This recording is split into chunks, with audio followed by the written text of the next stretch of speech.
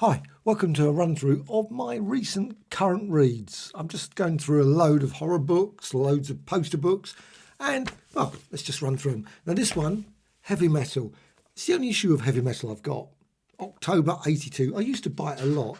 The reason I bought this one, I saw it on Cartoon Kayfabe, and I thought, oh, that looks a really good issue. The main reason was this classic one with Freak Show by Bernie Wrightson. Really brilliant artwork all the way through, but there's also some decent artwork in the rest of the story as well. Some really classic, brilliant work, as well as some other work as well. I have no idea, don't ask me the artist for that one. But also other artwork of definitely of the 1980s style. This is a really nice issue, a very unusual one, but the Adult Illustrated Fantasy magazine. So there's that. And also Frankenstein. Now, I've been going through a load of DVDs, watching the Baron one, Gothic one, which I really enjoyed, Ken Russell, and I thought, well, I must read this. Well, obviously I didn't read all of it, but I've read quite a bit going through it. Mary Shelley with Percy Shelley, the original Frankenstein. 2 new versions, Mary Shelley's earliest draft and Percy Shelley's revised text. Really lovely little book, this one. I'm always surprised they've never brought out, I've got a really thick sort of annotated Dracula one as well as Lovecraft. I'm surprised no one's ever done one for Frankenstein. That would be really nice. Now this is a set of books that are quite good, but not perhaps as good as some of the other ones that Carrero Press have been bringing out. This one's Terror and this one's Macabrous. Macabre, obviously, the horror comics, and this one is the horror comics as well. For some weird reason, they split them into 2, so I'm just going to quickly show you their covers. Lots and lots of covers. So you can see there Terra Negro and various other ones there. Quite a lot of that one, and then you can see some of the artwork in the other one as well. So obviously some stories there, and also the something of Dracula, I assume, selections of terror there, and you can see otherwise lots and lots of obviously cover art for various magazines.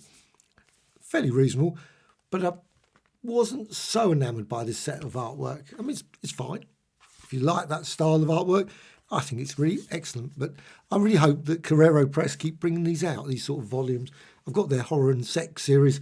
I think they've got 5 volumes now, 4 or 5 volumes, and I've got all of them. Excellent. Really love those. But these ones, okay, but not as good, I think, as those ones. This one's lovely. I picked this up last week and I just, wow. Sort of library of, I got it for £1. It's one of those ones that you just sort of think, oh, I'll read that on train. But wow, what a great read. Well, mainly because it's got lots and lots of examples of obviously very like 16th century, 17th century, various books. Lots of obviously detail about the books as well. It's obviously one of these Sotheby's catalogue sales. I don't know when it was, 2008. But you've got some just really brilliant artwork there. I hadn't noticed that his head is slightly gone there. That's very odd, isn't it? And also you've got some obviously brilliant bit there. And you can see many other examples as well. This is was fascinating one. I've been reading this quite a few times. Italian Horrors. It's part of a series Dark Side proudly presents. I love their Infinity magazine. Absolutely brilliant. As well as, of course, their Dark Side magazine as well. Though I don't buy that as often. But this one, just full of some great stuff, lots of great posters all the way through. And you've got there some, obviously, about the various films. Now, not all the films I think are brilliant, but they are fascinating. And some of them I've been watching lots of Blu-rays, lots of DVDs recently. And I will be doing some more sort of run-throughs of those as well. You can see some of the artwork there. Some gruesome violinists there. The Man of 1,000 Strange Vices. And some other ones there. Now, obviously, there's a vast number of different films to hopefully see at some point. Some obviously science fiction. There's also science fiction ones in here as well. And obviously some others there. Obviously Star Trek, for some weird reason, has turned up in an Italian horror book. Also, I've been watching a lot of silent movies as well. And this one's absolutely brilliant for that. The Parade's Gone By. A really enjoyable read. Quite a thick read, this one. It's just full of lots of examples. You can see, obviously, there, photos of various silent movies and also lots and lots of information all about the various stars, the directors, the magazines, all behind the scenes. Lots and lots of interesting stuff about the silent period. Now, of course, there's lots of books about silent movies. I've got a few. I haven't got as many as I would like. Suddenly, trying to get old books of silent movies. Obviously, in the UK, it's not so easy. If I was in the US, I'm certain I'd be able to pick up a lot more sort of lovely old books about silent movies. But unfortunately, sometimes, obviously, these sort of books I bought this one at the local market. I was really pleased to pick up The Parade's Gone By. I'd heard about it, but I haven't seen a copy, so really pleased to get that one. This one, Her Diaries and Notebooks. Now, I haven't read all of this book. I mean, that's probably going to be a lifetime's reading, I'm quite certain, but still absolutely fascinating. All that rest of the 1940s, 1950s, just brilliant read. Really read, just page after page, obviously, of her diary entries. And it's also, there's not many, I think hardly any pictures at all. In fact, there's not, flicking through it. I somehow imagine there were some pictures in it, but there's not. You got there 1942, obviously talking about the war period, etc. 19 to 1950s, 1945, and so on. But it's a lot of pages and many, many hours of reading through this. But certainly what I've read has been thoroughly enjoyable. I just also watched High Rise, the Blu-ray, and absolutely brilliant. I love that film. Tom Hiddleston one, just one of my favourite ones. And I've been reading this book over and over again for years. Now, obviously, this is a fairly recent copy, but I've had copies of this, probably about 3 or 4 different copies over the years. Just brilliant. I think I first read it I think it was about 75 when it came out. I think I read it at the time and I just loved it. Still love this book, and I love the film as well. So this is just a really worth. Probably must have read this most copies, probably maybe Logan's Run, probably maybe more, but I love it. High Rise by J.G. Ballard. History of London Life, absolutely fascinating book. I love these sort of lovely old Pelican books, and it's quite packed with lots and lots of information. Maybe some of it's slightly out of date now. Maybe various studies and archaeological digs have proved certain things, but I think it's just a fascinating read. Absolutely loved it. And you've also got The Bellman of London there. I love those old, that's brilliant. 1608 as well. Got tons of information. Some of it I was reasonably familiar with, but also lots of information just didn't know anything about of London.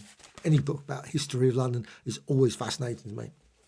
This one's quite fascinating, but it doesn't actually feature every film that I thought, it should feature. It would be nice if it did. This one's Hollywood, England, the British film industry in the 60s. And certainly going through it, I was thinking, and then can't find any entry at all about this or that film. Obviously, I'm not going to mention any particular film, I think, because I can't, suddenly thinking, so I can't remember one.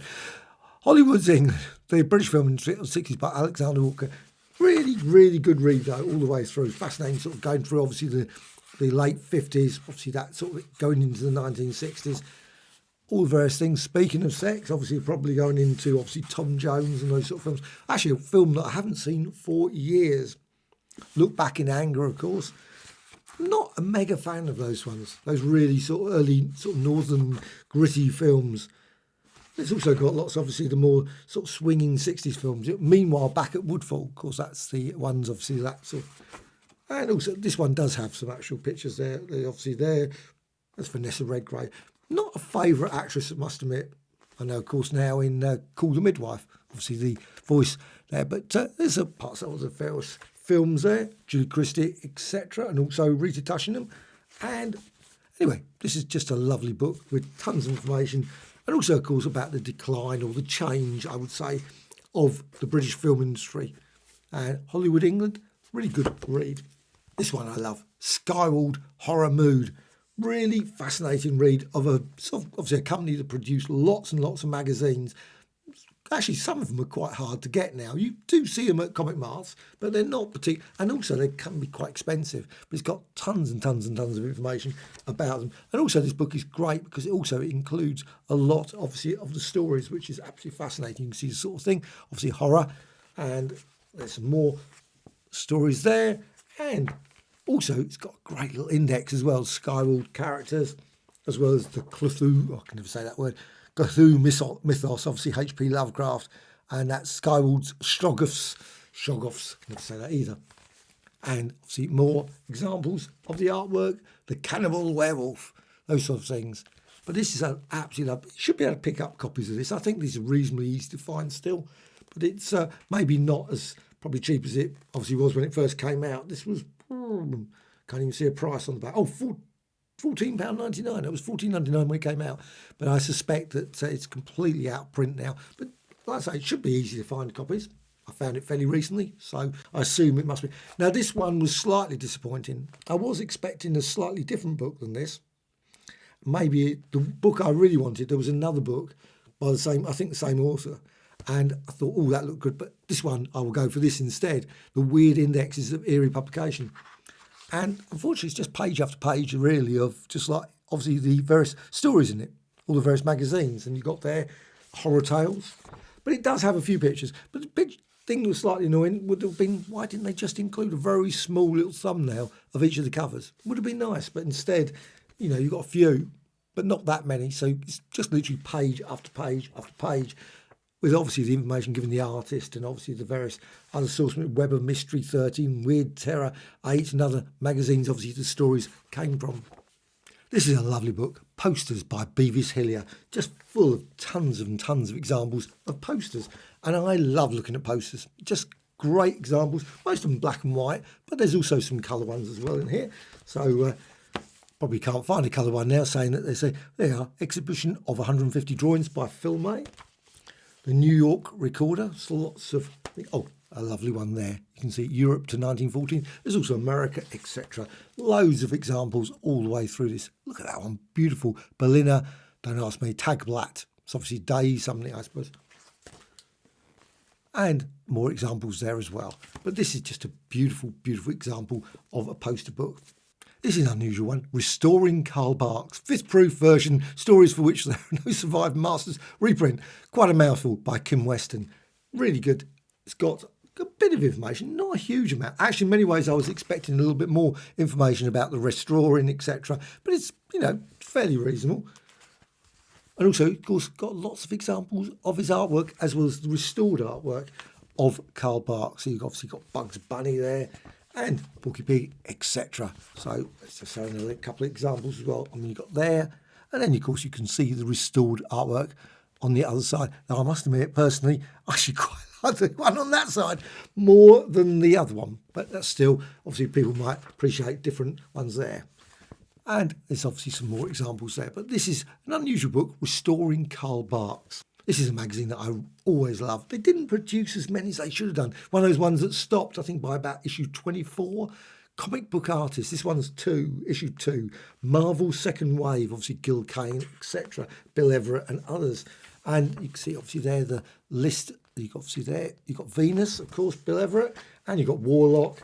But you've got just tons of great examples. Obviously, the Marvel Spotlight on Werewolf by Night. And you've got there some lovely dailies for fictional Mandro the Barbarian, something I must admit I'm not particularly familiar, obviously very Conan-like. Submariner, of course, Bill Everett work. I love that period, Bill Everett, 1950s, a friend of Bill. And also, of course, got there some Barry Windsor Smith, Plug as well.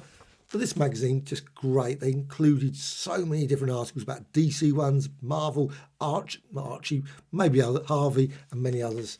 You can see unknown Marvels as well. That one's Steranko. I would love to see a lot of Steranko work. Actually, I've got some examples, but certainly I haven't got all those covers. It would be nice to see a really decent book of all those. And you also got there, obviously, original art. I don't know, Tarzan, various things. And it turns around. Now, this is one of the weird things with this magazine. It's also got Alter Ego as well.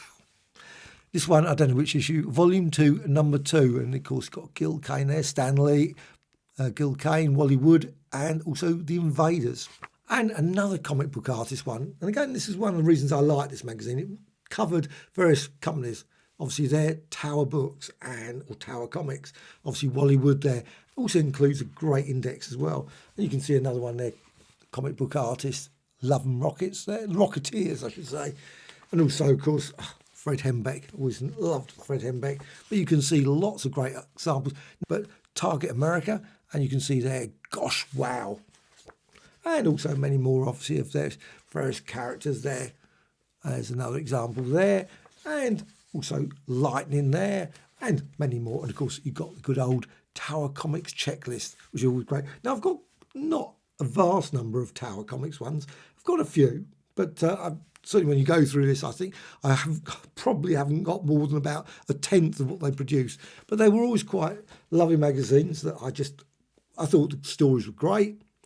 They weren't probably for everyone. And, of course, by the end, there was a start bit of, obviously, reprints and whatever. Thunder Strikes Twice. And, of course, you got the ones that came along a bit later. So that's brilliant comic. Now, I've got a couple more upstairs. I must do a whole run through of all the alter egos, various comic book artist ones. Now, this book is absolutely superb. I love these sort of ones, all about the various early days of comic books, obviously depending on how you define that, of course. This one is, of course, William Hogarth, Windsor Mackay, whatever you want to say, how you say his name, don't know. But it's got some beautiful examples, really well written book, absolutely full of some great, obviously, William Hogarth there. You've got, see, more examples of various early artwork, and there's some Cruikshank. You've got George Cruikshank there. I always love his work. And I haven't got any other books about him. It's weird. I've obviously got lots of books with examples of his work, but I haven't got any actual complete collection. And again, I love this the style, the way I mean, it obviously doesn't match the conventional comics of now, but I just find them fascinating. This one, Midnight Trip to the Road, Brighton. I mean, just fascinating. Again, for me, and that one there, when obviously the guy rolling off the seat in obviously a carriage there, leaves from the diary of an officer in India. And you've got some other, this one, Frank Ballou, maybe, probably. Christmas, I mean, absolutely, a Merry Christmas, wow. I mean, really beautiful, lots of great artwork all the way through that. This is a similar sort of fun, comics by Coulton, Whoa, I don't know. And again, full of obviously very early artwork there, Little Nemo, and also, now not as much artwork, there's a bit, this one is Herbie Smitty, got there as well, but it's a lot of detail. And of course you've got there Nancy as well, and this one is Joe's car, Joe Jinks, and many other examples obviously of that. There's a good old Batman, so Batman does feature in this as well. I love these UK annuals. Now these don't feature often many various stories that most people will be familiar with, but I think it's fascinating. This one's £2.99 from my local Oxfam, colour plates, etc., comic strips, lively stories, it says on the front there. And obviously you've got on the back there, hundreds of pictures, entertainment for all, games to play, jokes. I don't know actually when this was, probably 1940s, 1950s, I suppose. But you've obviously got the stories there. But you've actually got also things like this, lovely bits of comic art there. And just as things look better, the bad luck grows worse. And you've got there another story there, obviously a pirate story, or obviously someone going off to a remote island, Pops and Pete's corner. You can see the artwork there. That's lovely, all that beautiful red there. Mother Hubbard's cottage as well. And probably some, looks like, obviously, Robin Hood there, Nottingham Fair. And many other examples. And this is just a lovely book of, obviously, that sort of like, that period. Unfortunately, quite a lot of these never say the year. So you have to research online to find it. This one's Morrison and Gibb Limited, but that's all they ever say. It's weird, but you've obviously got other stories in the back as well. There's quite a few of these sort of books, the golden books of comics, but I don't think they've always got that sort of title, but there's similar sort of things. Now, this is an amazing one. Absolutely love this one. Paul Auster, City of Glass, and it's just brilliant. You can see there, adaptation by, obviously, and I never can say his name as well, Paul Karasik and David Mazzucchelli, something like that. It's got a great, obviously, introduction by Art Spiegelman as well. And the actual artwork is just absolutely stunning. Great story as well. Really, really fascinating all the way through. And also, I watched, I think it was probably one of his cartoon kayfabes who was probably talking about it. And they were talking about, obviously, this is like Scott McCloud, the sort of various things that he would include in his book. And it is very similar to that style. Just amazing, different ideas and techniques about telling a story. And I think it's just an absolutely great book, really worth checking out. Now, I think my copy was about £10. You should be able to pick up copies probably around that sort of price. I would have thought, I loved it. Absolutely brilliant. Black and white all the way through. Definitely worth checking out. It's all obviously, New York was a labyrinth of endless steps. Now, this is a really fascinating one. EC Fan Addict. Took me quite a long time to get. It's one of these ones I ordered on Amazon, and then for some weird reason it just went into usual not appearing sort of thing for limbo forever. So I cancelled it, and finally I saw a copy available in the States. I think it was on Amazon as well, probably in the States. I just ordered it from there because I just didn't think it was going to come. Now I think this is from Fantagraphics Underground, and I was thinking, and this has happened of course with a few other ones recently. I've just loved, of course, the Atlas Library. I hope and pray that those books actually do come to the UK. Now, there's a new one coming out, the Venus one. I really look forward to that one. But unfortunately, it seems to just be only available in the US, so they have to be imported into the UK. And this was one of them as well. But this one, of course, I love EC. EC comics are always just great. And it's full of some really wonderful examples, obviously a vault of horror there, but it's just full of so much information. And I love this bit where they're showing the background, behind the scenes of when they were going through all the original artwork, obviously going through the vaults. Just amazing. And also some just stunning artwork, not particularly EC artwork, that one. But he also got this one, EC Shock Illustrated, and of course the artist for that, and well, you've got the Crime Illustrated. I love those ones, those illustrated stories. Sadly, they only produced about 3 or 4 of them. There weren't many, or obviously a couple of titles, but they didn't produce many. Really should have brought out more. Look at that one, that Flash Comics there. That's just really lovely. Merry Christmas. All the various Christmas cards. Obviously, that would have been a great cover, wouldn't it, for a Christmas comic. Love Christmas comics. Britain Looks at America. And also many, many art examples all the way. Jack Davison, Playboy. And Valor. I love the Valor ones. Those ones, the Valor, Piracy, all those ones are absolutely brilliant. And also it goes on about the stories, picture stories from the Bible. I've only ever seen one copy of that, ever. Picture stories from the Bible. And weirdly, it was about £4 or £5. I regret not buying it. Since then, I don't think I've ever seen a copy. But I guess there must be copies around in the UK, but certainly they don't turn up that often. But there were so many different variations of them. And also they had, of course, lots of other ones. There was picture stories from America, picture stories from whatever. And this book is obviously just, covers a lot of this. Picture stories from the Bible with various information about this. And also many are, you've got Squadron, obviously, and others. Now, I've also been reading those. I've been going through these, and these are just great. I'm not going to show every bit of them, but they are just great. Squadron. I think was this the latest one? I might be completely wrong on that one. I don't know. Do they have a number on it? Sometimes. That's number 13. No, number 14. I think that's the latest one. I've been reading through these. These are just great as well. Squadron, just full of their Atlas at War. Absolutely recommended that one. I love that Atlas book. And they're bringing out another war one fairly soon, part of the Atlas Comics Library. And that would be just amazing if it again comes to the UK. I hope so. Russ Heath, brilliant artist. I really love his work. So that's just great to see that. And also you've got obviously newspapers and various things there, as well as censored wood. I better not show some of that. Maybe some of that's probably a bit. But you've also got postcards from EC and also Tales of Terror and many more. These books are just brilliant. And you can see lots of things like Mad, etc. Squadron, you should be able to pick up copies of this fairly easy. I don't know if they can continue with these. It's one of those series of books I think that Fantagraphics was not going to continue with it. I don't know if there's going to be a 15 or 16. Be nice if there was.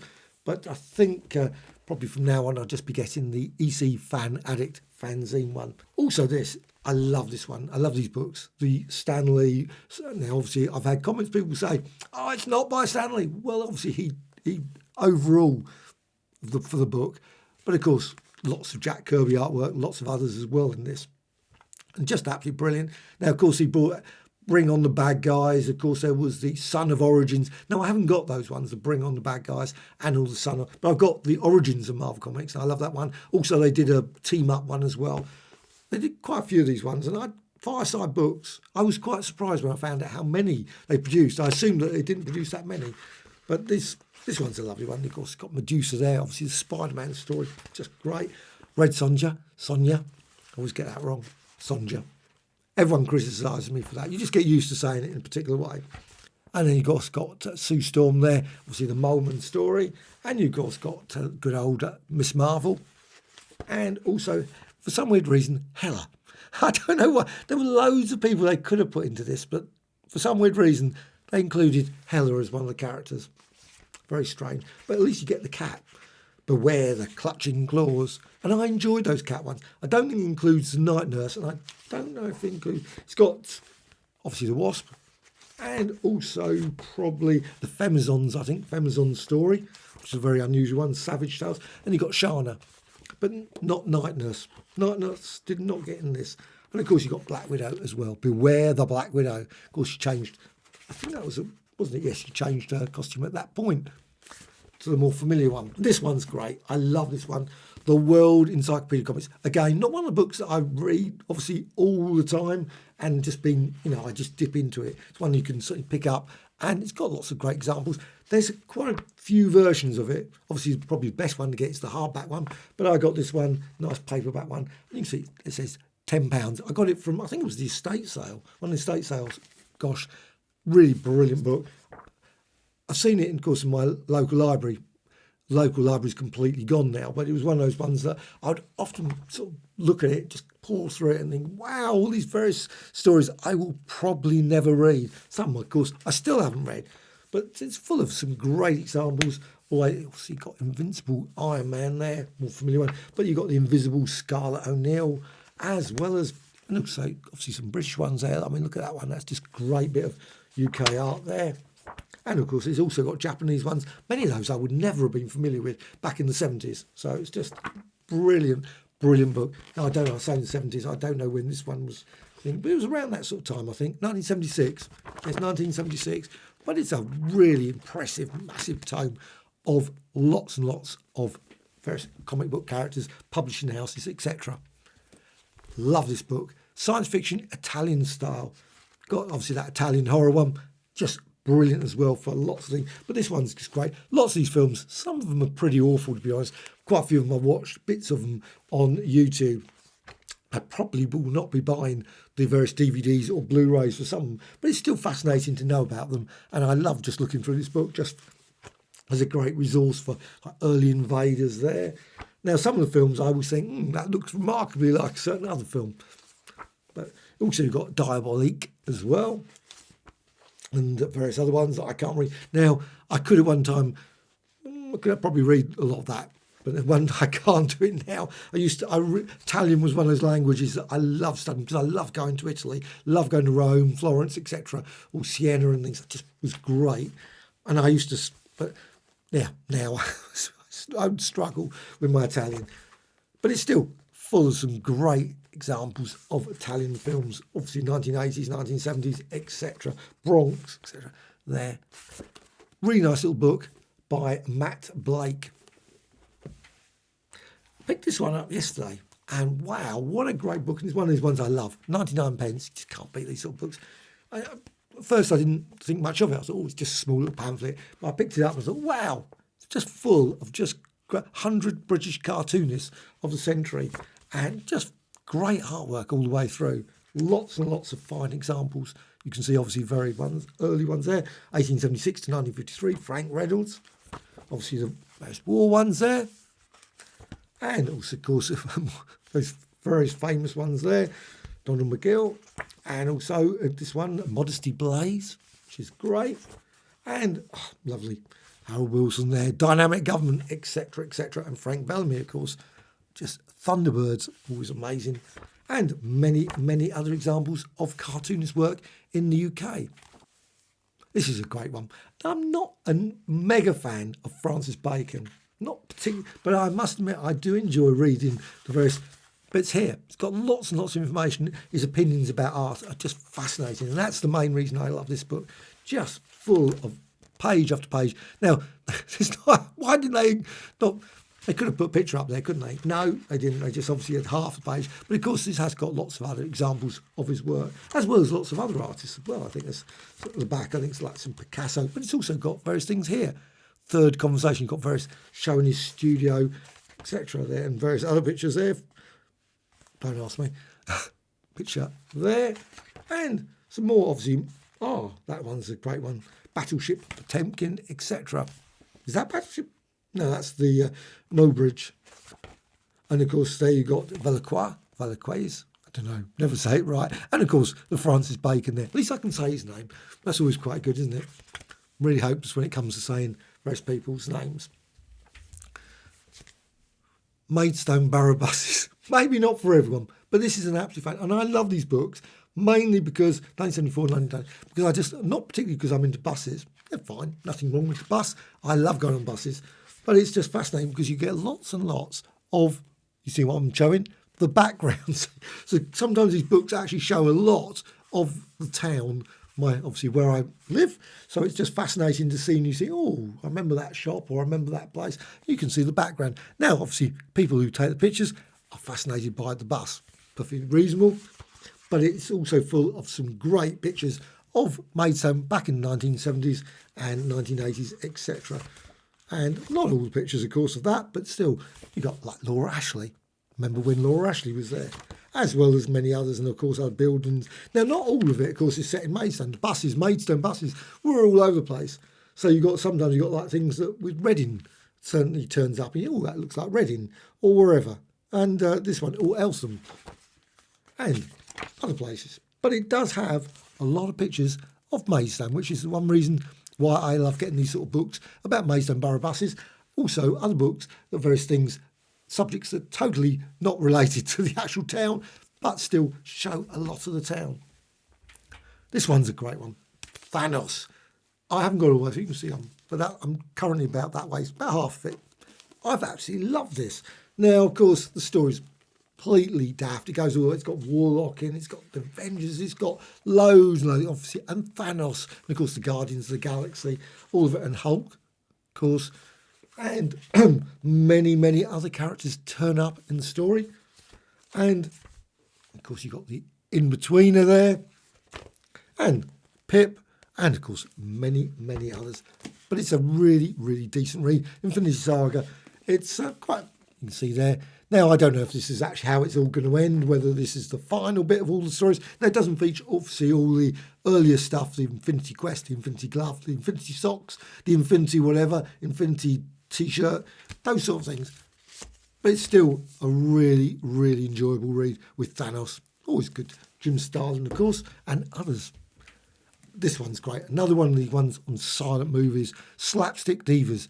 Really, really fascinating. The only disappointing thing was I've been reading through this, and some of the ones, the British ones, don't seem to get much of a mention. So I was watching an absolutely wonderful one, Shooting Stars. That was a brilliant Blu-ray from BFI. I just loved it.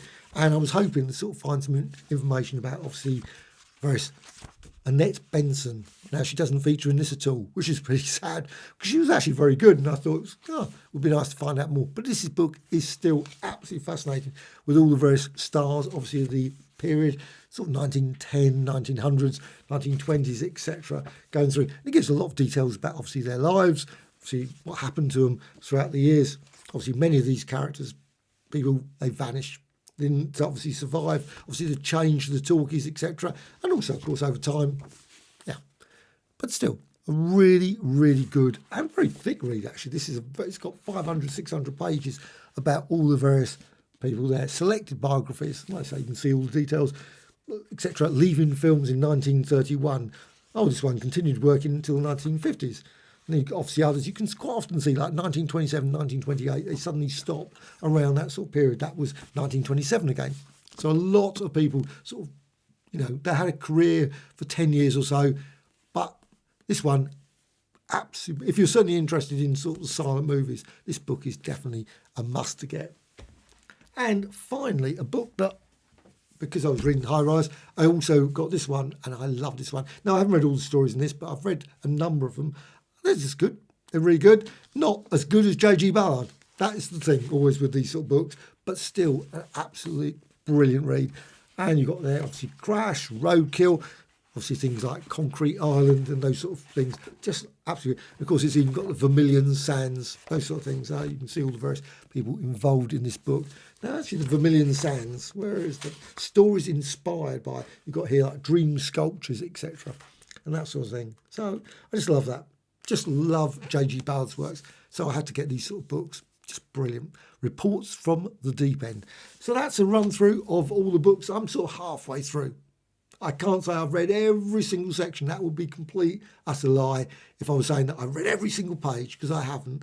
But I just, you pick them up and you read through them. Slapstick Divas and things is like, some of these are like reference books. And obviously you just pick them up and you read bits of them. So anyway, what books have you been reading? What books have you been reading recently? Have you been getting lots of omnibus editions? Now, I find recently that there hasn't been that much coming out from. That's why I haven't been doing many reviews of omnibus editions. If there had been lots coming out, I probably would have reviewed them. Things like the Invincible Iron Man #2, I think is coming out fairly soon. Looking forward to that. Now, there's one I want to get, I haven't bought yet, the Thor one, Volume 4. But also there's Fantastic Four #5, Volume 5, Omnibus Edition. I'm looking forward to that. Also Iron Man 3 Omnibus Edition as well. So that's another one. They're all on my list. But for some weird reason, lots of things have stopped coming out at the moment. So I haven't been really picking up that many items when it comes to Marvel Comics or DC. Well, things I like anyway.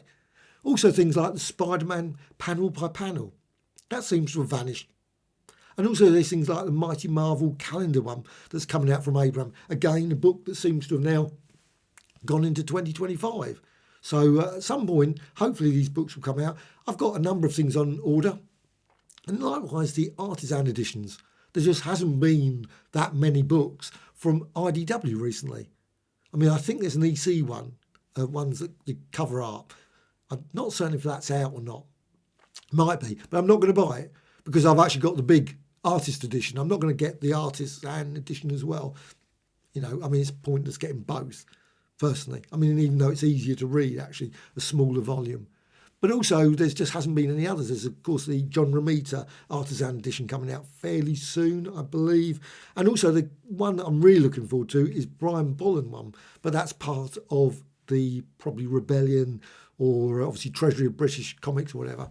So that one we're definitely looking forward to. That's coming out in a special sort of smaller version. It was an original, of course, large, huge volume, but ridiculously expensive, now totally out of print.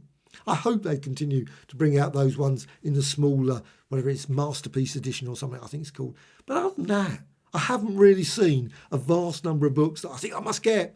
I mean, I've got one of the Detective Chimp one. That was just great. I've been reading through that. Could have put that into this list as well because I've been certainly going through quite a few of those stories.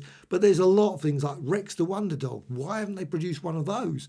You know, there's loads of DC ones. You think, why are they not being released? Seems to be very, very quiet on that front at the moment. Things like, of course, Captain Savage, one of my favourite ones. Love the comic books. I've got those recently. But still no Epic collection. There's not been that much in the Epic side that I've really thought, oh, you know what, I must get. Really just not much. Mainly because I've probably got most of the ones I want. That might be one of the reasons, of course. But I haven't brought any new Sergeant Furies out. Haven't really brought out many that sort of like stand out. Oh, I must get that one. So hopefully at some point in the next couple of months, maybe there'll be more books that are coming out that I think, you know what, I really must get.